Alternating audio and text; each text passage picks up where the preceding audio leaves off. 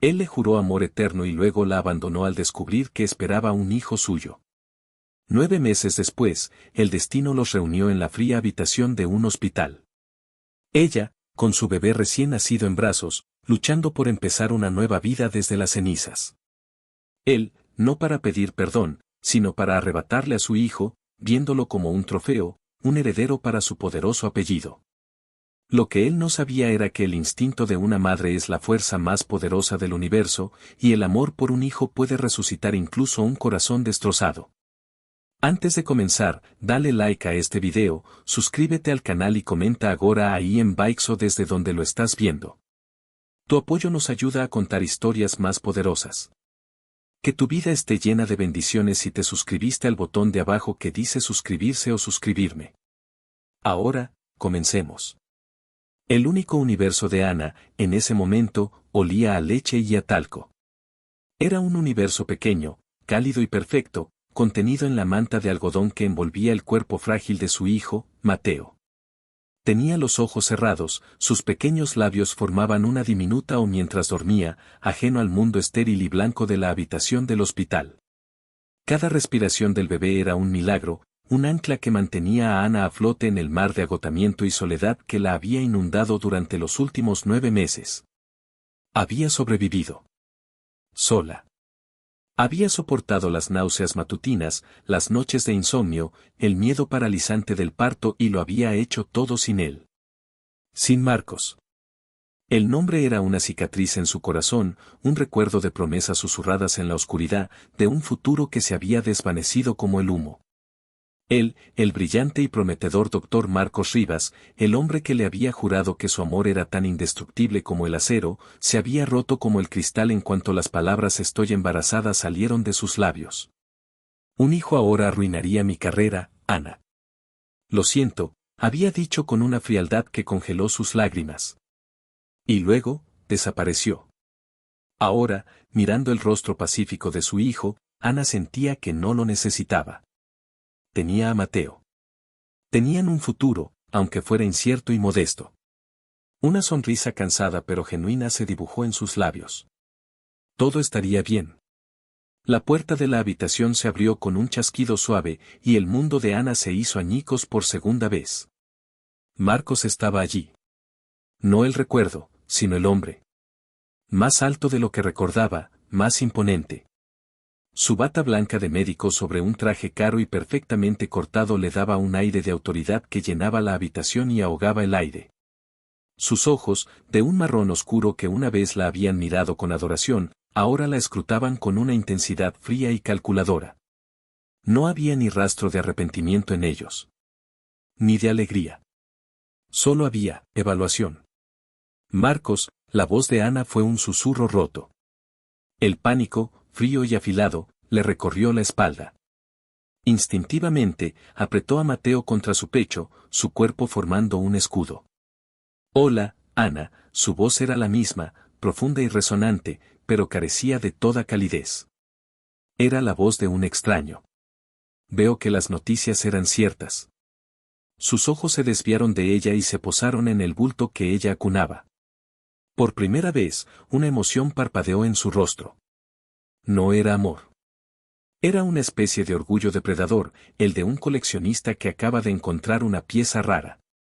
¿Noticias? ¿Qué noticias?, preguntó Ana, su mente acelerada. Marcos se acercó a la cama, sus zapatos caros apenas haciendo ruido en el linóleo. Se detuvo a una distancia respetuosa pero intimidante. La noticia de que he tenido un hijo. Un varón. Te felicito, Ana. Has cumplido bien tu parte. Las palabras la golpearon como una bofetada. ¿Mi parte? ¿De qué estás hablando? Este es mi hijo. Marco sonrió, pero la sonrisa no llegó a sus ojos. Era una mueca cruel y condescendiente. Nuestro hijo, querrás decir. Un Rivas. Y ha llegado el momento de que ocupe el lugar que le corresponde. Metió una mano en el bolsillo interior de su chaqueta y sacó un sobre grueso. Lo dejó sobre la mesita de noche junto a su vaso de agua. El gesto fue deliberado, casi quirúrgico. Dentro de ese sobre hay un contrato, explicó, como si le estuviera recetando un medicamento. Es muy generoso. Te cubrirá todos los gastos médicos, te dará un apartamento nuevo, una asignación mensual sustancial, lo suficiente para que puedas empezar de nuevo, donde quieras. Lejos de aquí. Ana lo miró, incrédula. El horror la ahogaba. ¿Un contrato? ¿Quieres comprarme a mi hijo? No seas tan dramática, Ana. Lo veo como una transacción justa. Yo le daré a mi hijo un futuro, un apellido, una herencia que tú nunca podrías proporcionarle. Él tendrá las mejores escuelas, los mejores médicos, todo lo que el dinero puede comprar. A cambio, tú tendrás libertad financiera y la oportunidad de rehacer tu vida sin la carga de un niño. La palabra carga fue como un puñal en su corazón. Una furia pura y primal surgió desde lo más profundo de su ser, eclipsando el miedo y el dolor. Carga, siseó ella, su voz temblando de rabia. Él no es una carga, es mi vida. ¿Crees que puedes desaparecer durante 9 meses, dejarme sola y asustada, y luego aparecer aquí y arrancarme a mi bebé de los brazos con un cheque? Estás loco. Soy práctico, replicó él, su calma era exasperante. Si te niegas, y te aconsejo que no lo hagas, mis abogados iniciarán un proceso de custodia. Y créeme, Ana, te aplastarán. Pintarán un cuadro de ti como una madre soltera, sin empleo estable, emocionalmente inestable. ¿Quién crees que ganará? Tú, o yo, el jefe de cirugía de este mismo hospital, el heredero de la fortuna de los Rivas. La amenaza quedó suspendida en el aire, venenosa y letal. Sabía que tenía razón. ¿Qué posibilidades tenía ella, una camarera a tiempo parcial que vivía en un diminuto apartamento alquilado, contra él? Pero entonces, Mateo se removió en sus brazos, emitiendo un pequeño quejido. Ana bajó la vista y el mundo entero se redujo a ese pequeño rostro arrugado. Este era su hijo. Su sangre. La única cosa buena y pura que tenía en su vida. Levantó la vista, y sus ojos, llenos de lágrimas de rabia, se encontraron con los de Marcos. Vete al infierno, dijo, su voz no era más que un susurro, pero estaba cargada con el peso de la determinación de una madre. Nunca tendrás a mi hijo. Te lo juro por mi vida. Marcos la miró durante un largo momento. La ferocidad en sus ojos debió sorprenderlo. Vio la máscara de fría arrogancia resquebrajarse por un instante. Vio una confusión, una frustración, como si la realidad no se ajustara a sus planes perfectamente calculados. Piénsalo, Ana, dijo finalmente, su voz un poco menos segura. No tomes una decisión de la que te arrepentirás. Se dio la vuelta y salió de la habitación, dejando el sobre la mesita de noche como un recordatorio ominoso de su poder. Ana se derrumbó. Los sollozos la sacudieron, pero se obligó a hacerlo en silencio, para no despertar a Mateo. Miró el sobre blanco. Era su jaula, su sentencia. Sentía como si las paredes de la habitación del hospital se estuvieran cerrando sobre ella. La enfermera de turno, una mujer amable y entrada en años llamada Isabel, entró poco después. Vio el rostro bañado en lágrimas de Ana y el sobre en la mesa. ¿Todo bien, querida? ¿Te ha traído malas noticias tu visita? Ana negó con la cabeza, incapaz de hablar. Isabel, con la sabiduría que dan los años, pareció entender. Los hombres pueden ser muy complicados, especialmente los que usan trajes caros, dijo en voz baja mientras le revisaba las constantes a Mateo. Pero déjame decirte algo que he aprendido en todos mis años aquí. No hay nada más fuerte en este mundo que una madre que protege a su cachorro. Nada. Las palabras de Isabel fueron un pequeño bálsamo. Ana se aferró a ellas. Tenía que ser fuerte. Por Mateo. Los días siguientes fueron una tortura. Marcos no volvió a aparecer en persona, pero su presencia era una sombra constante. Su abogado, un hombre de rostro adusto llamado Ramírez, le hizo una visita formal. Le explicó los detalles del acuerdo con una condescendencia que la enfermaba. Y la amenaza siempre estaba ahí, velada pero presente, el señor Rivas prefiere evitar un litigio, por el bien del niño, por supuesto. Ana se negó rotundamente. Al día siguiente, recibió el alta. Temía que Marcos intentara detenerla, pero no hubo nadie esperándola. Con la ayuda de Isabel, que se ofreció a llevarla en su coche, Ana salió del hospital, sintiendo que escapaba de una prisión. Su pequeño apartamento nunca le había parecido tan acogedor. Pero la paz duró poco. Al anochecer, llamaron a la puerta. Era el abogado Ramírez, acompañado de 2 hombres. No vinieron a llevársela. Le entregaron un nuevo documento. Una orden judicial. Marcos había solicitado una orden de supervisión parental inmediata, alegando preocupación por el entorno inadecuado en el que vivía el bebé. La orden estipulaba que Ana y el bebé debían residir en una propiedad proporcionada por el señor Rivas, donde el niño podría recibir el cuidado y la seguridad apropiados bajo su atenta mirada, mientras se resolvían los asuntos de la custodia. Era un secuestro legal. La estaba obligando a vivir en su jaula de oro. No puedes hacer esto, jadeó Ana, mirando con horror al abogado. Es perfectamente legal, señorita Torres. Se trata del bienestar del menor. Tienen 1 hora para hacer las maletas. Un coche las espera abajo. Ana miró a su alrededor, a su humilde pero limpio apartamento. Luego miró a Mateo, que dormía en su cuna improvisada. No tenía elección. Si se negaba, se la llevarían por la fuerza y la acusarían de desacato. Perdería cualquier posibilidad de ganar en los tribunales. Derrotada, hizo una pequeña maleta. Isabel, a quien había llamado presa del pánico, llegó justo a tiempo para ayudarla, lanzando miradas asesinas al abogado. Lucha, niña, le susurró Isabel al oído mientras la abrazaba en la puerta. No dejes que te intimide. El coche la llevó a las afueras de la ciudad, a un barrio de mansiones escondidas tras altos muros. El coche se detuvo ante una puerta de hierro forjado que se abrió automáticamente. Conducía por un camino de grava blanca flanqueado por árboles perfectamente podados.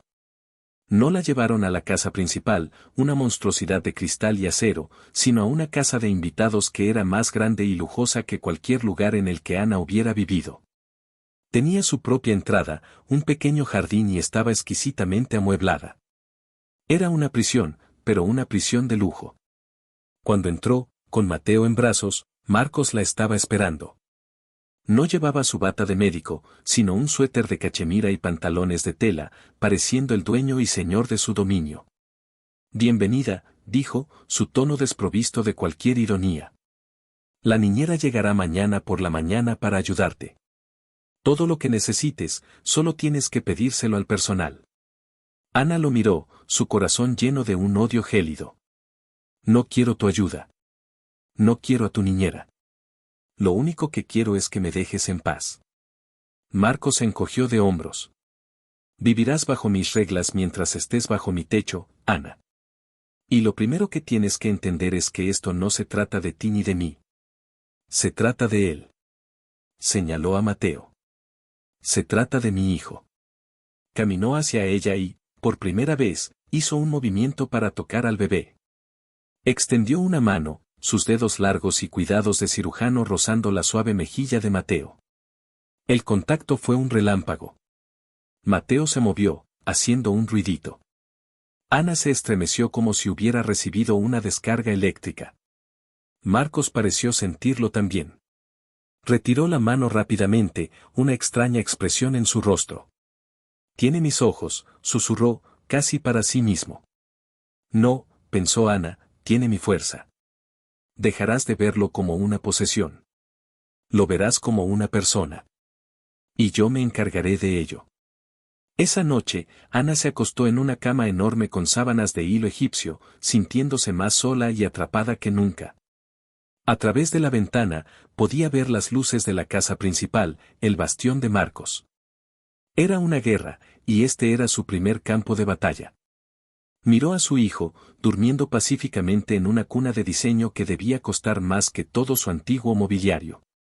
No te preocupes, mi amor, le susurró al bebé dormido. Mamá está aquí. Y no vamos a perder. La vida en la jaula dorada era una mezcla surrealista de lujo y tormento. Ana se despertaba cada mañana con el sol entrando a raudales por las ventanas del suelo al techo, pero la belleza del entorno solo servía para resaltar la fealdad de su situación.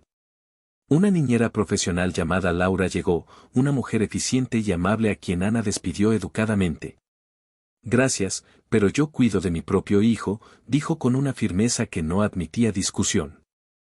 El personal, bajo órdenes estrictas de Marcos, la trataba con un respeto gélido, satisfaciendo todas sus necesidades, pero cada plato servido, cada habitación limpiada, era un recordatorio de que era una prisionera. Marcos la observaba desde la distancia. A veces, cuando paseaba a Mateo en su cochecito por los inmaculados jardines, lo veía mirándola desde la ventana de su despacho en la casa principal. No se acercaba, pero su presencia era una constante presión en la nuca de Ana. La primera confrontación real llegó una tarde, una semana después de su llegada. Ana estaba en la pequeña cocina de la casa de invitados, preparando un biberón, cuando él entró sin avisar. El espacio de repente pareció demasiado pequeño.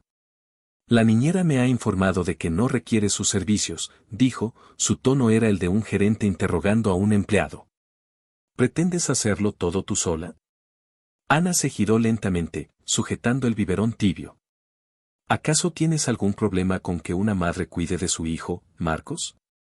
¿O es que no encaja en tu plan que yo cree un vínculo con él? Mi plan, dijo él, dando un paso hacia ella, es asegurar el bienestar de mi hijo. Eso incluye asegurarme de que su madre no se agote y cometa un error por cansancio o negligencia. La acusación velada la enfureció. No soy una de tus internas de cirugía a la que puedas intimidar con tu arrogancia. Sé perfectamente lo que estoy haciendo. No necesito tu supervisión ni tu dinero. Oh, por supuesto que no, se burló él. ¿Qué necesitabas entonces, Ana? ¿Creías que podías tener a mi hijo en secreto y vivir feliz para siempre en tu pequeño y miserable apartamento? La crueldad de sus palabras le dolió, pero se negó a dejar que lo viera. Mi apartamento no era miserable. Era mi hogar. Y sí, habría sido feliz. 1000 veces más feliz que en esta mausoleo de mal gusto que llamas casa. Mal gusto. Repitió él, una chispa de ira en sus ojos oscuros. Se acercó más, invadiendo su espacio personal. Podía oler su colonia cara, una mezcla de sándalo y cítricos que una vez la había vuelto loca y que ahora le revolvía el estómago. Al menos yo puedo proporcionar un techo sólido y seguridad. ¿Qué le ofrecías tú? ¿Una vida de lucha y carencias? Le ofrecía amor, Marcos, replicó ella, su voz temblando ligeramente. Amor incondicional. Es una palabra que probablemente no entiendas. Él la acorraló contra la encimera. Sus manos se apoyaron a cada lado de ella, atrapándola. Sus cuerpos no se tocaban, pero el calor que irradiaba el suyo era intenso. No te atrevas a hablarme de amor, siseó, su rostro a centímetros del de ella. Yo sé de compromisos, de responsabilidades. Cosas que tú obviamente ignoraste cuando decidiste no usar protección, pensando que un bebé me ataría a ti. La acusación era tan injusta, tan retorcida, que a Ana le faltó el aire. El control se le escapó. Levantó una mano y lo abofeteó. El sonido de la bofetada resonó en la cocina silenciosa. La cabeza de Marcos se giró por la fuerza del golpe. Se quedó quieto durante un largo segundo, y luego giró lentamente su rostro hacia ella. Una marca roja comenzaba a florecer en su mejilla. Sus ojos ya no estaban fríos. Estaban ardiendo. Con una rabia oscura y peligrosa que la asustó de verdad. Nunca vuelvas a ponerme una mano encima, gruñó, su voz era un susurro gutural y amenazador. Agarró su muñeca, su agarre era como un torniquete de acero. La corriente de choque fue instantánea. La piel de Ana ardía bajo su tacto. Miró su mano en su muñeca, y luego a sus ojos. El odio estaba allí, sí, pero debajo había algo más. Algo confuso, herido, casi desesperado. Justo en ese momento, un llanto agudo llegó desde el dormitorio. Mateo se había despertado. El sonido rompió la tensión. Marcos la soltó como si se hubiera quemado y retrocedió un paso, pasando una mano por su rostro, pareciendo tan sorprendido como ella por lo que acababa de suceder. Ana, sin decir una palabra, se frotó la muñeca y corrió al dormitorio para atender a su hijo. Aquel enfrentamiento marcó un cambio. El muro de indiferencia de Marcos se había roto. La guerra ya no era fría, ahora ardía en secreto. La rutina de las visitas al pediatra se convirtió en el nuevo campo de batalla. La primera cita de Mateo fue una experiencia tensa. Marcos insistió en ir. Se sentaron juntos en la sala de espera, sin mirarse, pareciendo dos extraños que se habían encontrado por casualidad, excepto por el precioso bebé que pasaba de los brazos de uno al otro. El pediatra era el doctor Leo Márquez. Era todo lo que Marcos no era. Tenía una sonrisa cálida, unos ojos azules que irradiaban amabilidad y una manera gentil y paciente de tratar tanto a Mateo como a Ana. Es un bebé precioso, Ana. Y muy sano. Lo estás haciendo de maravilla, le dijo Leo, y la sinceridad en su voz hizo que a Ana se le formara un nudo en la garganta. Era la primera vez que alguien, aparte de Isabel, le daba crédito por algo. Marcos observaba la interacción desde una esquina de la consulta, con los brazos cruzados y una expresión de piedra. Pero Ana podía sentir su irritación, era casi palpable. Tiene un pequeño soplo inocente en el corazón, explicó Leo. Es muy común en los recién nacidos y suele desaparecer solo. Pero me gustaría controlarlo. Si notas cualquier cosa, que se cansa mucho al comer, que su respiración es demasiado rápida, llámame. A cualquier hora. Aquí tienes mi número personal. Leo le tendió una tarjeta. Ana la tomó, agradecida. Muchas gracias, doctor. ¿Doctor Márquez? ¿No cree que es un poco inapropiado darle su número personal a una paciente?, intervino Marcos, su voz era puro hielo. Leo lo miró, su sonrisa no vaciló. Se lo doy a todas las madres primerizas, señor Rivas. Un bebé no entiende de horarios de oficina. Mi prioridad es la tranquilidad de la madre y la salud del niño. La respuesta impecable pareció enfurecer aún más a Marcos. El viaje de vuelta fue en un silencio sepulcral. Cuando llegaron a la casa, Marcos la siguió al interior. Así que ese es tu plan, espetó él en cuanto la puerta se cerró. ¿Encontrar un sustituto? ¿Un pediatra amable que te diga lo maravillosa que eres y te dé su número personal? Ana se giró, meciendo a un Mateo que empezaba a quejarse. ¿Mi plan? ¿Estás enfermo de celos, Marcos? El hombre es un médico que hace su trabajo. ¿O es que te molesta ver a alguien que me trata como a un ser humano y no como a una incubadora con patas? Me molesta que coquetees con otro hombre delante de mi hijo, gruñó él. Coquetear. Eres paranoico. Eres un tirano posesivo que no soporta la idea de no controlarlo todo y a todos a tu alrededor. Soy un padre preocupado por las influencias que rodean a su hijo, rugió él. Pues actúa como un padre entonces, gritó ella, su voz rompiéndose. Un padre de verdad no intenta comprar a su hijo. Un padre de verdad no abandona a la madre de su hijo cuando más lo necesita. Un padre de verdad ama, Marcos, no posee. El eco de sus palabras quedó flotando entre ellos. La cara de Marcos palideció. Parecía como si ella lo hubiera golpeado de nuevo, pero esta vez con la verdad. Sin decir nada más, se dio la vuelta y salió de la casa, dando un portazo. Ana se apoyó en la puerta, temblando, y empezó a llorar.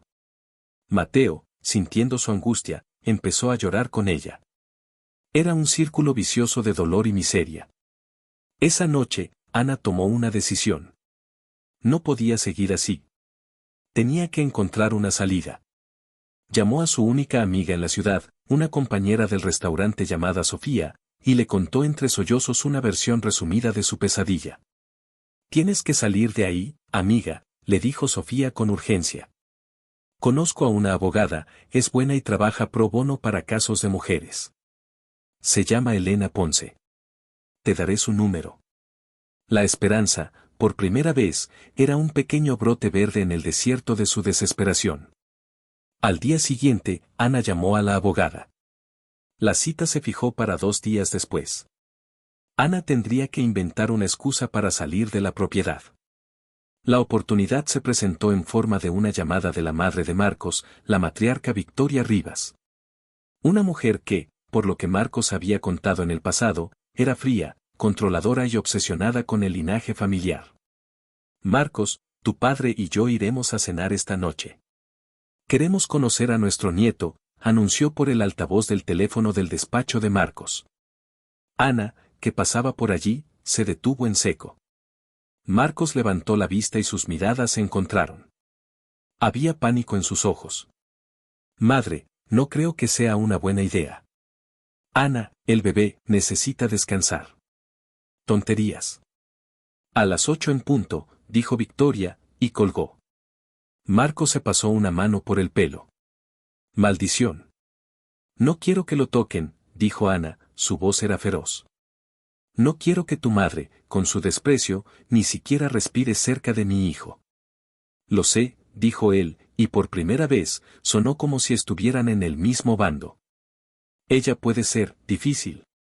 Escucha, haré un trato contigo. Esta noche, sé diplomática. Sonríe, sé amable. Deja que vean al niño 5 minutos. A cambio, mañana por la mañana, te daré el coche y el chofer para que vayas donde quieras. Sin preguntas. Era la oportunidad perfecta. De acuerdo, aceptó Ana. La cena fue la experiencia más surrealista de su vida. Don Gregorio, el patriarca, un hombre corpulento con una expresión severa, miró a Mateo con una satisfacción escalofriante. Un Rivas fuerte. Bien hecho, hijo, le dijo a Marcos, ignorando por completo a Ana. Victoria era peor. Era una mujer elegante, cubierta de joyas, cuyo rostro parecía tallado en hielo. Inspeccionó a Ana de arriba abajo como si fuera un bicho. Así que esta es la chica, dijo, ni siquiera dirigiéndose a ella. Luego, sus ojos se posaron en Mateo. Extendió unas manos con las uñas perfectamente pintadas de rojo para cogerlo. Dámelo. Ana se congeló. Está durmiendo, dijo.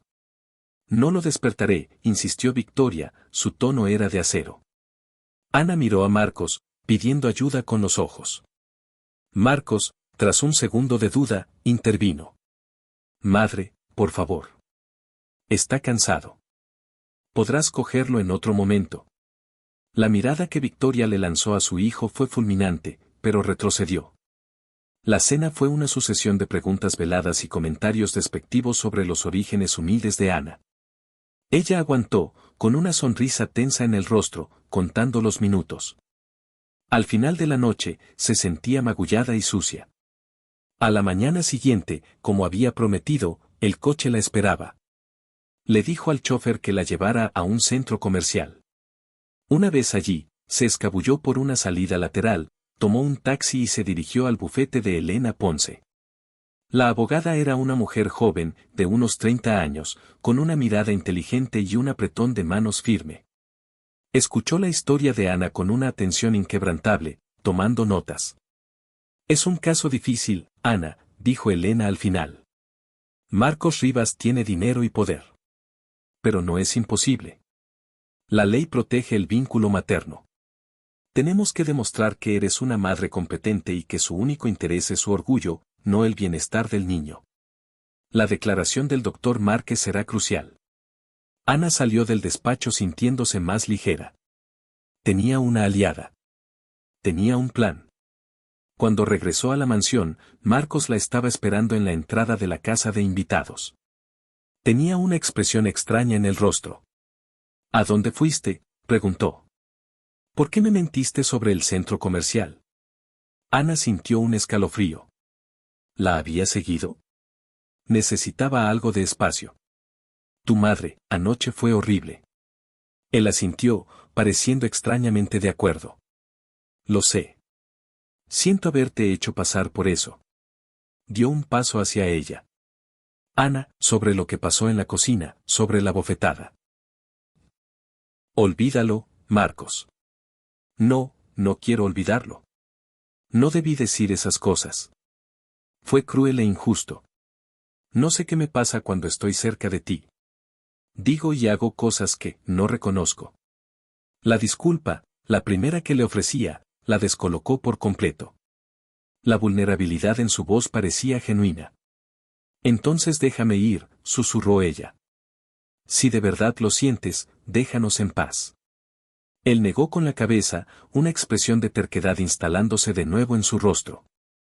Eso es lo único que no puedo hacer. No ahora. Se acercó un poco más.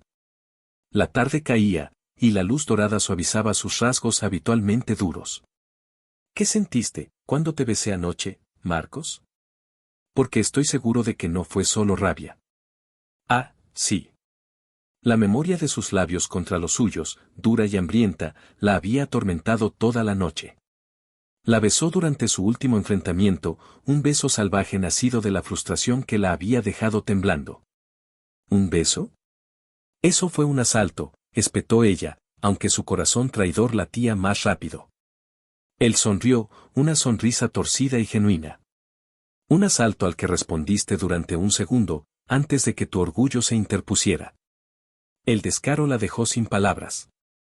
Era arrogante, controlador, cruel, pero también era el hombre del que se había enamorado. El hombre cuyo hijo dormía en la habitación de al lado. Confundida y enfadada consigo misma por la oleada de calor que le recorrió el cuerpo, Ana retrocedió. Mantente alejado de mí, Marcos. Se dio la vuelta para entrar en la casa, pero él la agarró suavemente del brazo. Ana, espera.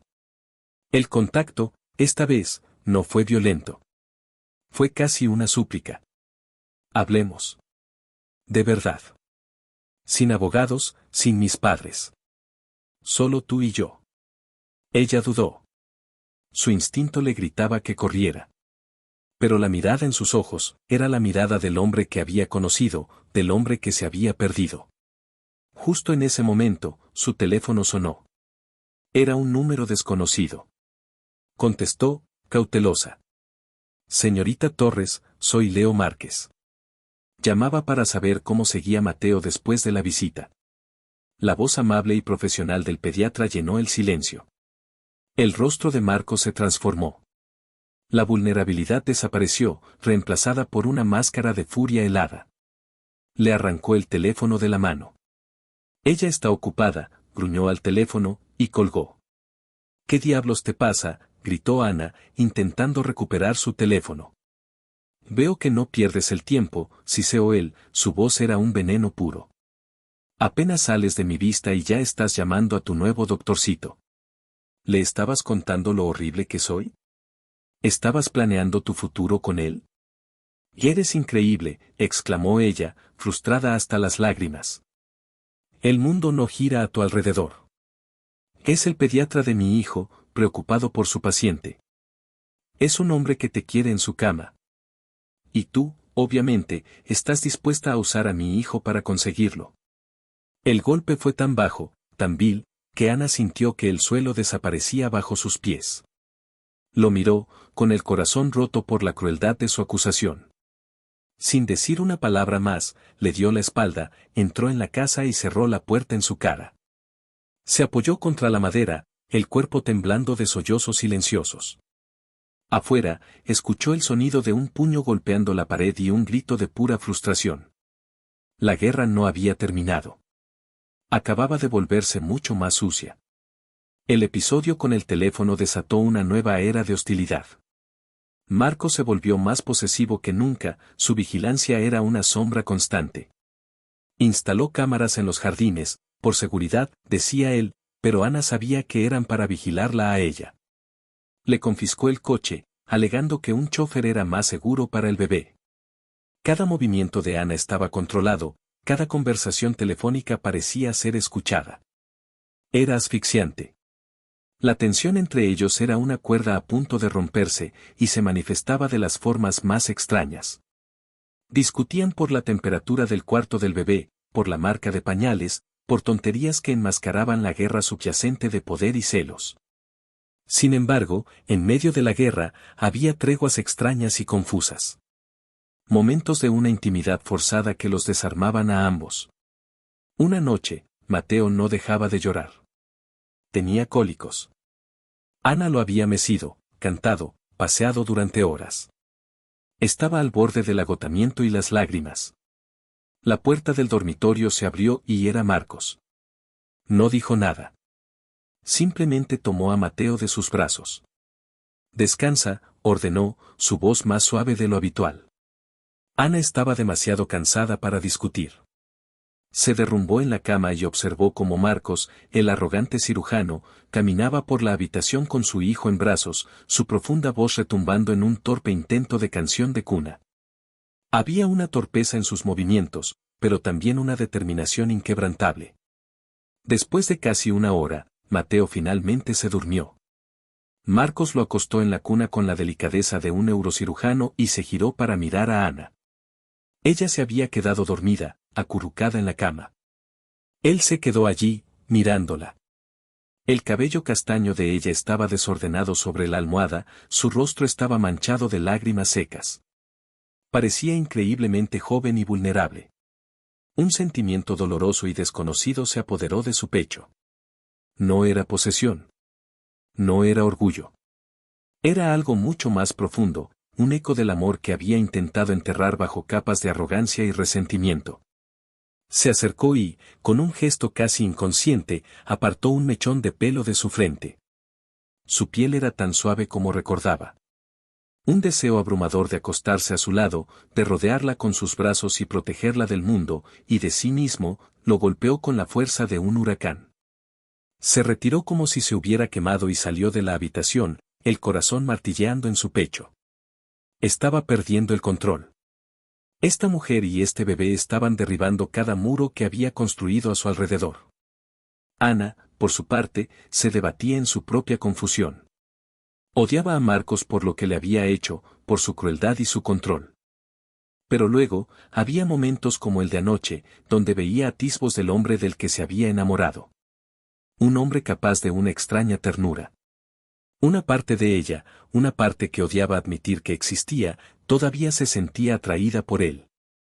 Se sentía en la forma en que sus miradas se encontraban a través del jardín, en el roce accidental de sus manos cuando él le pasaba algo para el bebé. En la tensión eléctrica que llenaba cualquier habitación en la que estaban juntos. Su relación se había convertido en un baile peligroso, un paso adelante, 2 pasos atrás. Su salvación seguía siendo la abogada, Elena Ponce, y las visitas al doctor Márquez. Con Elena, planeaba su estrategia legal. Reunían pruebas, preparaban declaraciones. Con Leo, encontraba un respiro de normalidad. Él era un amigo, un confidente. Hablaban de todo menos de Marcos. Leo le hablaba de sus viajes, de su sueño de abrir una clínica pediátrica en una zona rural. Y la escuchaba. De verdad. Eres increíblemente fuerte, Ana, le dijo un día, después de que ella le contara una historia divertida sobre Mateo. No sé cómo lo haces. No tengo otra opción, respondió ella con una sonrisa triste. Marcos, por supuesto, odiaba estas visitas. Una vez, insistió en entrar a la consulta con ella. Se sentó en silencio, fulminando a Leo con la mirada durante toda la cita. Leo lo ignoró profesionalmente, centrándose solo en Ana y el bebé. Me gustaría hacerle un ecocardiograma a Mateo en un mes, solo para asegurarnos de que el soplo se está cerrando correctamente, dijo Leo al final. Yo coordinaré la cita con tu esposo, añadió, mirando brevemente a Marcos. La palabra esposo pareció complacer y enfurecer a Marcos al mismo tiempo. Era un reconocimiento de su estatus, pero venía de los labios del hombre que más despreciaba. La situación llegó a un punto crítico durante una ola de calor que azotó la ciudad. La casa principal tenía una enorme y reluciente piscina. La casa de invitados, no. Ana se las arreglaba para mantener fresco a Mateo con baños de esponja y ventiladores, pero el bebé estaba irritable y acalorado. Un día, sin pensarlo 2 veces, cogió a Mateo y una toalla y caminó hacia la casa principal. La piscina estaba desierta. El agua azul y brillante parecía una invitación. Le quitó la ropita a Mateo y lo metió lentamente en el agua, sujetándolo con fuerza. Al bebé le encantó. Chapoteó y gorgoteó, sus pequeñas piernas pateando de alegría. Ana se rió, una risa genuina y despreocupada por primera vez en semanas. ¿Qué crees que estás haciendo? La voz de Marcos, dura y cortante, la hizo saltar. Estaba de pie en el borde de la piscina, vestido con un traje de baño y con una toalla sobre los hombros. Obviamente, había planeado nadar. Está haciendo calor. Al niño le gusta el agua, respondió ella, a la defensiva. Esta es mi piscina. Y no te di permiso para usarla, dijo él, su tono era irracionalmente mezquino. Ana lo miró, incrédula. Por el amor de Dios, Marcos, es una piscina. No la bolsa de Nueva York. Deja de ser tan territorial. Él se metió en el agua por las escaleras y nadó hacia ella con brazadas potentes y furiosas. Se detuvo a un par de metros de distancia, el agua le llegaba al pecho. Sus músculos estaban tensos, las gotas de agua brillaban en su piel bronceada. Era una imagen de pura potencia masculina, y a Ana se le secó la boca. No se trata de la piscina, Ana, y lo sabes. Se trata de que hagas lo que te da la gana, sin tener en cuenta mis reglas.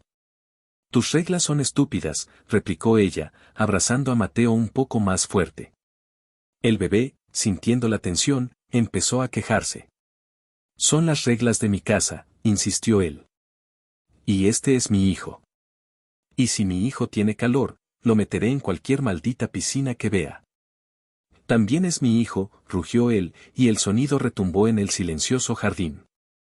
Se acercó más, hasta que estuvo justo frente a ella.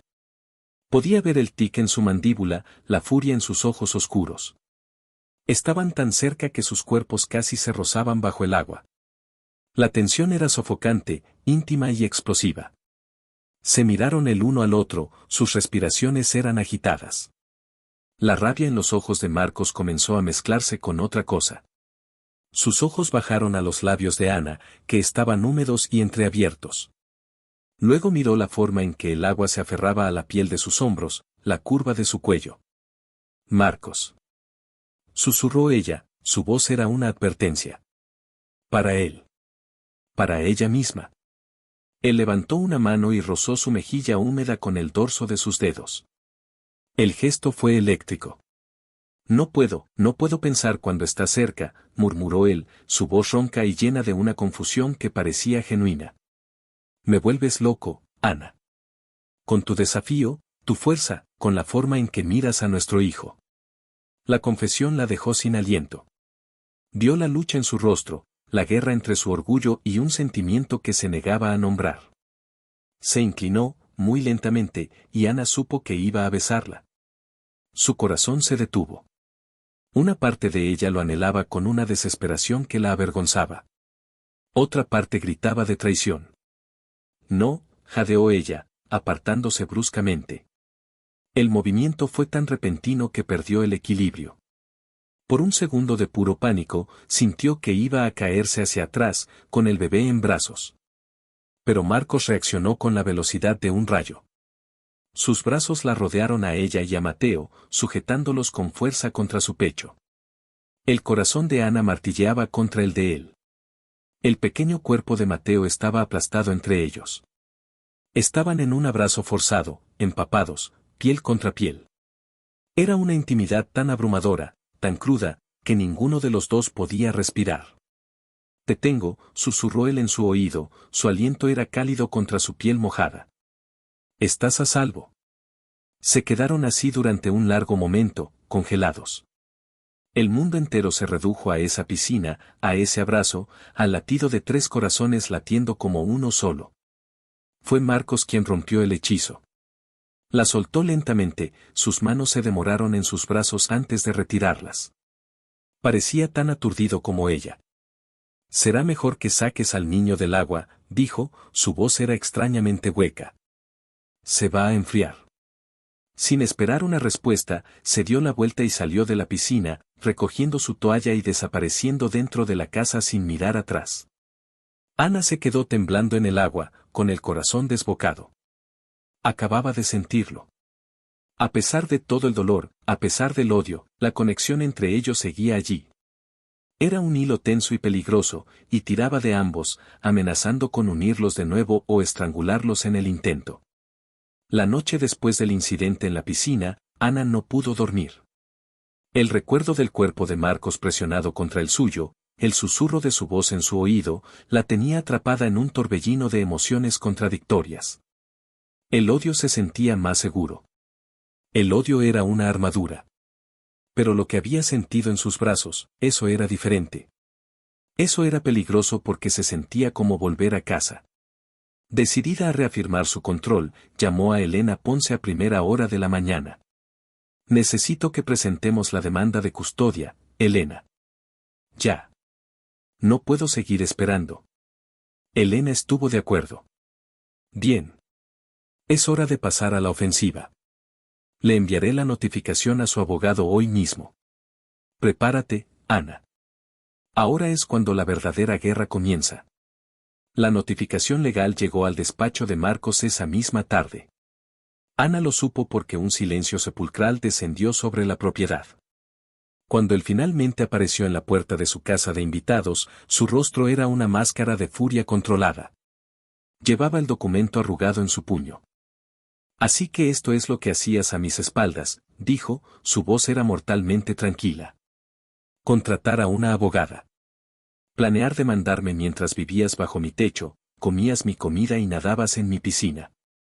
Vivía en tu jaula, comía tu comida porque no me dejabas otra opción y usé tu piscina porque mi hijo tenía calor, replicó ella, con el corazón latiendo con fuerza pero la voz firme. Hago esto porque quiero ser libre. Quiero criar a mi hijo en paz, lejos de ti y de tu familia tóxica. Él tiró el papel al suelo. No vas a ir a ninguna parte. Y menos con mi hijo. Lucharemos, Ana. Y te destruiré. Te quitaré hasta el último gramo de dignidad que te quede. Cuando termine, el juez creerá que eres una mala madre, una cazafortunas, una mujer inestable. No tendrás nada. Tendré la verdad de mi lado, dijo ella. Veremos cuánto vale tu verdad contra mi dinero, se burló él. Pero debajo de la ira, Ana vio algo más. Vio miedo. El miedo real y tangible de perderla a ella y a Mateo. La revelación le dio fuerza. Durante las siguientes semanas, la casa se convirtió en un campo de batalla legal. Los abogados iban y venían. Las declaraciones juradas se apilaban. Ana tuvo que someterse a una evaluación psicológica, una experiencia humillante que soportó con la cabeza alta. Marcos, por su parte, parecía estar en todas partes y en ninguna. Apenas lo veía, pero sentía el peso de sus acciones. Un investigador privado empezó a interrogar a sus antiguos compañeros de trabajo, a su casero, a cualquiera que la hubiera conocido, buscando trapos sucios. La cita para el ecocardiograma de Mateo llegó en medio de este caos. Ana intentó ir sola, pero Marcos se enteró y se negó. Iré, dijo, su tono no admitía discusión. Es mi hijo. Es mi derecho. El viaje al hospital fue el más tenso de todos. Se sentaron en el coche como dos estatuas de hielo. En el hospital, la atmósfera familiar era agobiante. Entraron en la sala de ecografías, un cuarto oscuro con una pantalla parpadeante. Leo Márquez estaba allí, profesional y tranquilizador como siempre. Hola, Ana. Hola, Mateo. Vamos a echar un vistazo a ese corazoncito, dijo, su sonrisa ignorando la nube de tormenta que era Marcos. Mientras Leo movía el transductor sobre el pequeño pecho de Mateo, una imagen en blanco y negro del corazón latiendo apareció en la pantalla. Era hipnótico. Un músculo diminuto y perfecto, trabajando sin descanso. Ana contuvo la respiración. Marcos se inclinó hacia adelante, su fría fachada de hombre de negocios desapareciendo para dar paso a la cruda ansiedad de un padre. Vio la vulnerabilidad en su rostro y, por un instante, sintió una punzada de empatía. Todo se ve perfecto, anunció Leo finalmente, con una sonrisa. El soplo se ha cerrado por completo. Tiene un corazón fuerte y sano. El alivio en la habitación fue tan denso que se podía tocar. Ana soltó el aire que no sabía que estaba conteniendo. Miró a Marcos y vio que sus ojos estaban clavados en la pantalla, una lágrima solitaria rodando por su mejilla. Se la secó rápidamente, pero Ana la había visto.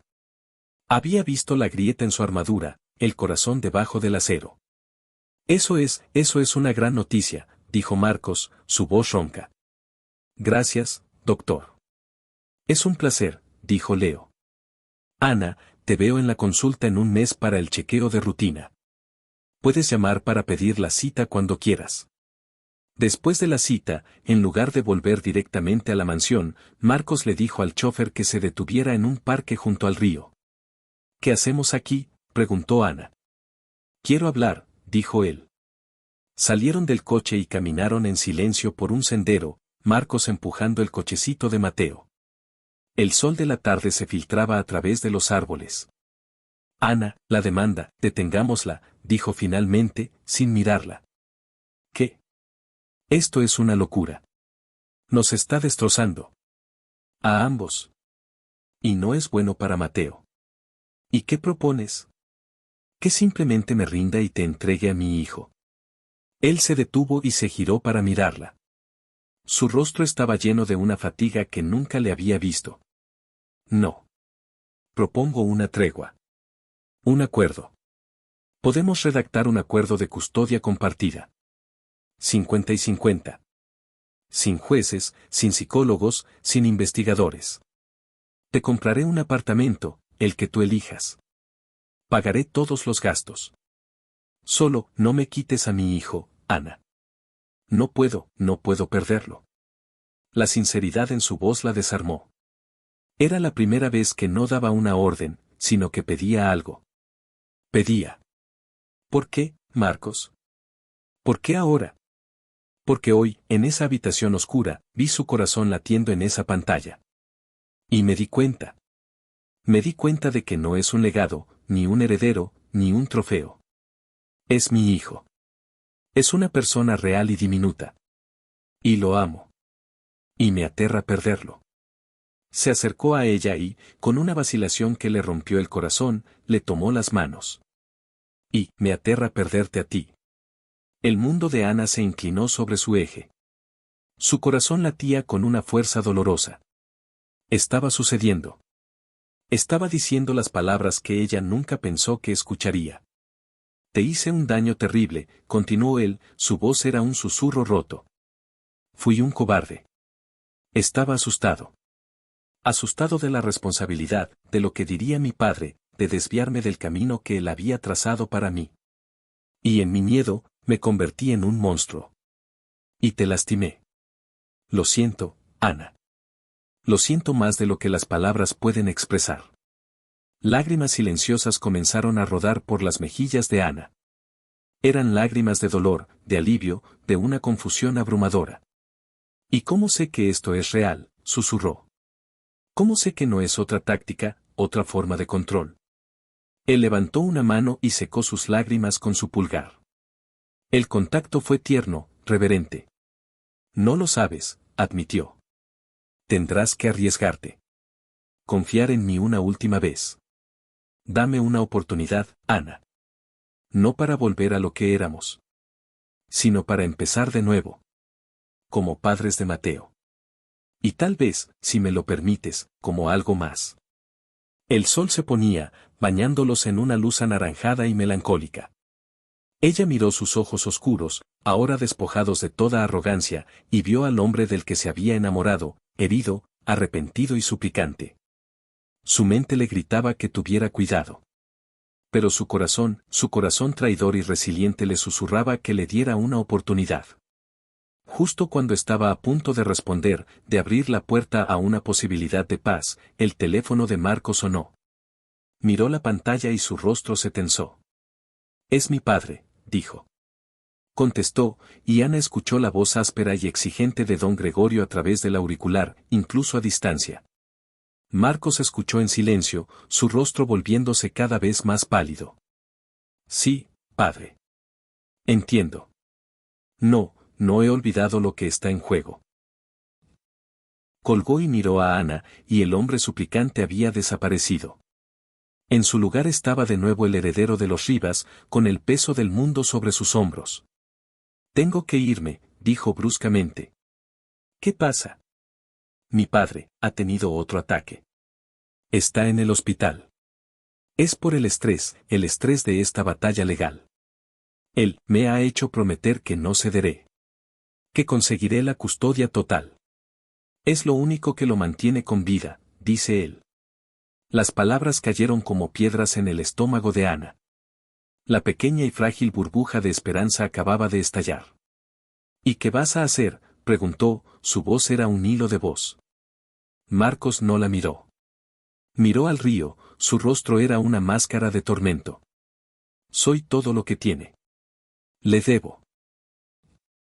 Le debes lealtad a tu hijo, lo interrumpió ella, el dolor dando paso a una ira fría. No a un hombre que te manipula con su propia salud. ¿No lo entiendes? Oh, sí lo entiendo, exclamó ella, retrocediendo, arrebatándole el manillar del cochecito. Lo entiendo perfectamente. Eres un cobarde. Siempre lo has sido. Te escondes detrás de tu dinero, de tus abogados y ahora detrás de la enfermedad de tu padre. Hace un minuto me estabas pidiendo una oportunidad, y ahora vas a volver a tu trinchera porque papi te lo ha ordenado. Nada ha cambiado, Marcos. Nada. Se dio la vuelta y empezó a caminar rápidamente de vuelta al coche. Ana, espera. Él la siguió. No es tan simple. Es muy simple. Hay dos caminos, Marcos. El de tu padre y el de tu hijo. Y acabas de elegir. Llegó al coche y se metió dentro, cerrando la puerta. El chófer, confundido, miró a Marcos. Marcos se quedó de pie en el sendero, mirando el coche, su rostro era un cuadro de agonía y desesperación. Parecía un hombre partido en dos. Pero Ana ya no sentía compasión. Solo sentía una determinación helada. Esa noche, mientras Marcos estaba en el hospital con su padre, Ana ejecutó su plan de escape. Con la ayuda de su amiga Sofía, que la esperaba en un coche en la calle de atrás, y la distracción de una Isabel que había inventado una excusa para visitar, Ana hizo sus maletas y las de Mateo. Dejó una nota en la mesa de la cocina. Elegiste tu camino. Yo he elegido el mío. No intentes encontrarnos. Salió de la casa de invitados por la puerta trasera, cruzó el jardín en la oscuridad y se deslizó por una pequeña puerta de servicio que Isabel había dejado abierta. Corrió hacia el coche de Sofía, el corazón en la garganta. Al entrar, miró por última vez la imponente mansión, una prisión dorada que la había retenido durante semanas. Y luego, desapareció en la noche, llevándose consigo lo único que a Marcos realmente le había importado alguna vez. La huida fue una mancha borrosa de adrenalina y miedo. Ana, con Mateo durmiendo en un asiento de coche prestado, se refugió en el pequeño apartamento de su amiga Sofía. Era un espacio reducido, lleno de libros y el caos acogedor de una vida vivida, y para Ana se sentía como el palacio más seguro del mundo. Los primeros días fueron de una ansiedad constante, saltando con cada sonido, esperando ver el rostro de Marcos o de su abogado en la puerta. Pero los días se convirtieron en una semana, y nadie vino. Ana no sabía si sentirse aliviada o abandonada. La realidad de su situación la golpeó con fuerza. Estaba sin dinero, dependiendo de la generosidad de su amiga. Su orgullo le impedía seguir así. Llamó a Elena Ponce. He dejado la casa, Elena. Estoy a salvo por ahora. La abogada sonó aliviada pero seria. Bien hecho, Ana. Pero esto no ha terminado. Esto enfurecerá a Rivas. Probablemente esté utilizando todos sus recursos para encontrarte. Tienes que ser invisible. Y necesitas un trabajo, ingresos. Demostrar independencia es crucial ahora. Sofía, que trabajaba en una galería de arte, le consiguió un trabajo a tiempo parcial en la recepción. Las horas eran flexibles, y podía llevar a Mateo consigo, dejándolo en una pequeña sala trasera. Era agotador, pero era suyo. Era dignidad. Por otro lado, la vida de Marco se había convertido en un infierno. La nota de Ana lo había destrozado. La casa, que una vez fue un símbolo de su poder, ahora se sentía como una tumba vacía y silenciosa. Cada habitación le recordaba a ella, a Mateo. El olor de la loción para bebés, un pequeño sonajero olvidado debajo de un sofá, eran torturas constantes. Su padre, don Gregorio, se estaba recuperando, su enfermedad había sido, como Ana sospechaba, una conveniente herramienta de manipulación. Ahora, al ver la genuina desesperación de su hijo, empezó a presionar aún más. Encuéntrala, le ordenaba. Usa a tus investigadores. Presenta cargos por secuestro. Destrúyela. Pero algo en Marcos se había roto. La idea de desatar a sus abogados contra ella de nuevo, de arrastrarla por el barro, le revolvía el estómago. Vio el rostro de Ana en el parque, suplicándole con los ojos que fuera el hombre que él sabía que podía ser. Y le había fallado. Se dio cuenta, en la aplastante soledad de su mansión, de que no quería destruir a Ana. No quería ganar. Solo la quería de vuelta. A ella. A Mateo. Su familia. La rabia contra ella se había extinguido, reemplazada por un odio ardiente hacia sí mismo. Se enfrentó a su padre. Fue una confrontación épica en la biblioteca de la mansión, el lugar de poder de don Gregorio. Se acabó, padre, dijo Marcos, su voz era tranquila pero llena de una fuerza nueva. ¿De qué estás hablando? El legado. La herencia. La obsesión con el nombre Rivas. Se acabó. Has pasado toda mi vida moldeándome para ser tu sucesor, y en el proceso, casi me conviertes en un hombre sin alma. Me hiciste abandonar a la única mujer que he amado. Me hiciste tratar a mi propio hijo como un activo. Y por eso, casi los pierdo para siempre. Don Gregorio lo miró, estupefacto. Lo hice por ti. Por esta familia. No, lo hiciste por ti. Por tu orgullo, replicó Marcos. He contratado a mis propios investigadores. Pero no para encontrar a Ana para demandarla. Sino para encontrarla y protegerla. He puesto una orden de restricción contra mi propio equipo legal. Nadie se le acercará a menos que yo lo autorice. Y de ahora en adelante, las decisiones sobre mi vida y la de mi hijo las tomo yo. Solo yo. Don Gregorio intentó discutir, amenazar, pero Marcos se mantuvo firme. Por primera vez en su vida, era libre. Pero la libertad no significaba nada sin ellos. Tras 2 semanas de búsqueda frenética y discreta, sus investigadores la encontraron. Localizaron la galería de arte. Marcos sintió una oleada de alivio tan intensa que casi se dobló. Pero sabía que no podía simplemente aparecer. Tenía que demostrarle que había cambiado. Durante los días siguientes, en lugar de enfrentarla, la observó desde lejos. Se sentaba en un café al otro lado de la calle, viéndola llegar por la mañana, luchando con el cochecito de Mateo, con el rostro cansado pero decidido. La veía sonreír a los clientes, hablar con su amiga. Vio su fuerza, su resistencia, y se enamoró de ella de nuevo, de una manera más profunda y dolorosa. Vio a Leo Márquez visitarla en la galería un par de veces. La primera vez, sintió la vieja punzada de celos. Pero luego vio que sus interacciones eran de pura amistad. Leo le traía café, jugaba con Mateo, la hacía reír. Y Marco sintió algo nuevo, gratitud. Gratitud hacia ese hombre por ser amable con la mujer a la que él había sido tan cruel. El primer paso de Marcos no fue una confrontación, sino un acto anónimo. Elena Ponce llamó a Ana un día. Ana, ha pasado algo extraño. Ha llegado un depósito anónimo a mi cuenta fiduciaria. Una suma muy, muy grande.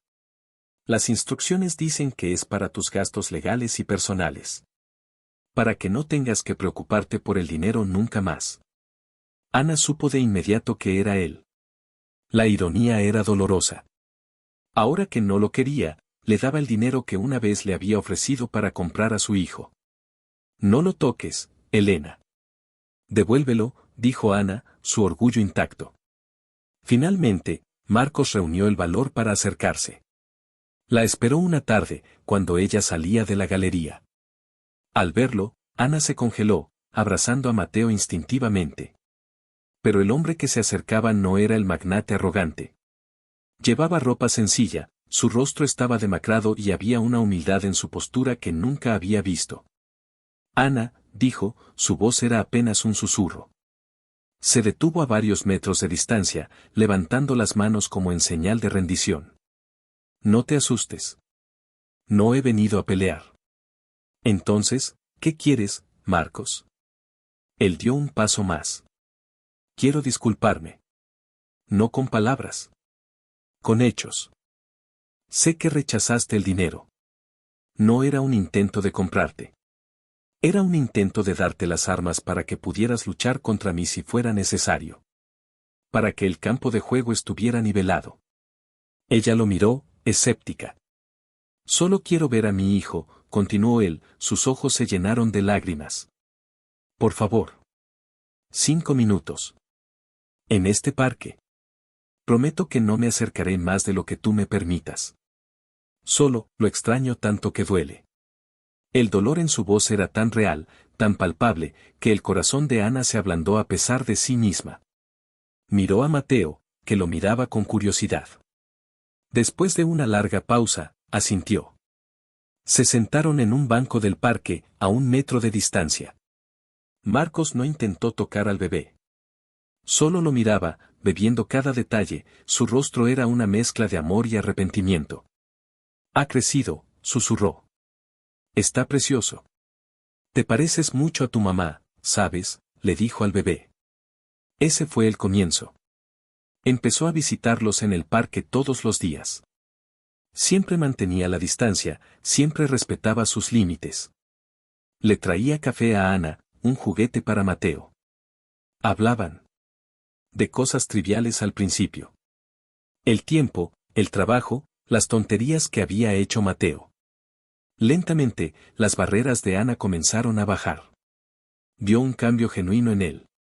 Una paciencia, una humildad que nunca había poseído. Una tarde, ella le ofreció sostener a Mateo. La expresión de pura gratitud en el rostro de Marcos fue abrumadora. Cogió a su hijo con una reverencia casi religiosa, acunándolo contra su pecho y cerrando los ojos, como si estuviera absorbiendo ese momento. Ana los observó, a padre e hijo, y sintió que el nudo de odio y resentimiento que había llevado en su pecho durante tanto tiempo comenzaba a deshacerse. Él empezó a cortejarla. No con grandes gestos, sino con pequeños detalles. Le dejaba el almuerzo en la galería. Se ofrecía a cuidar a Mateo 1 hora para que ella pudiera descansar. La escuchaba. Realmente la escuchaba cuando hablaba de sus miedos, de sus sueños. Se enamoraron de nuevo, pero esta vez fue diferente. No fue la pasión febril y arrolladora de su juventud. Fue un amor tranquilo, maduro, construido sobre los escombros de su pasado. Un amor basado en el perdón y el respeto. Un día, mientras estaban en el parque, Marcos le entregó un sobre. Ábrelo, dijo. Dentro no había un contrato. Eran 2 billetes de avión a Italia. No es una orden, dijo rápidamente. Es una invitación.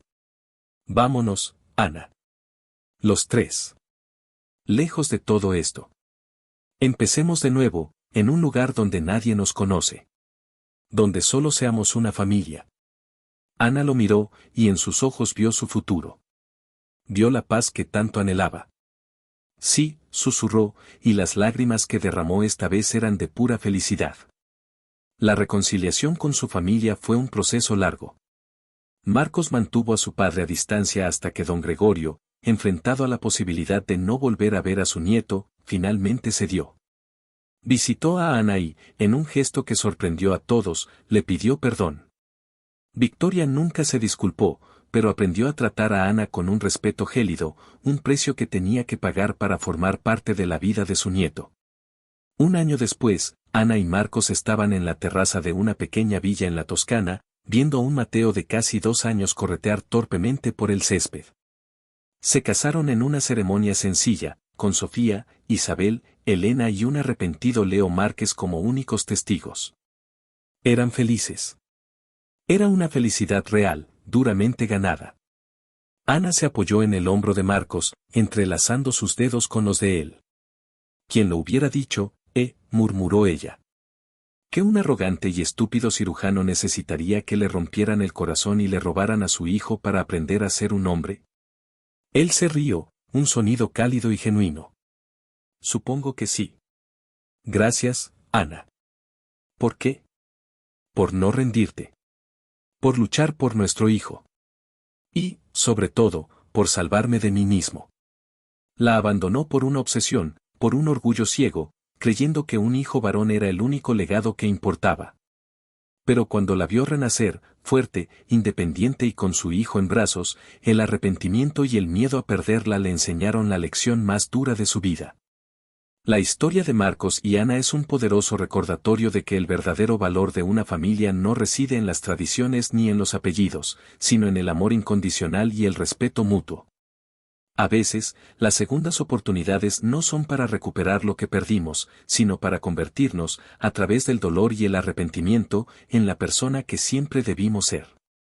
Y si te gustó, suscríbete al canal.